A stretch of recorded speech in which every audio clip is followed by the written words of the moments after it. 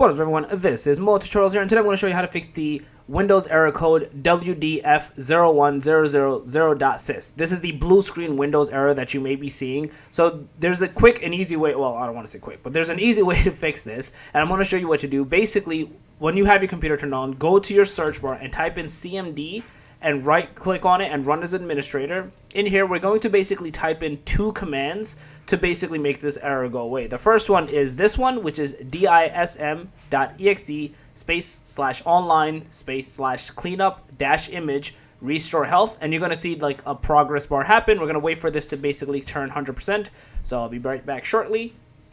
So once it's completed, you'll either see the, like I was showing you, the 100%. You can either close it out or you can do it in a new command prompt basically and type in the next code, which is sfc /scan now, and the same component is going to basically do a whole check. It's going to go through the 100% basically, and once that verification is done, it's going to then ask you to restart the computer, which is what you need to do. And once you do that, this error should go away and you should be good to go.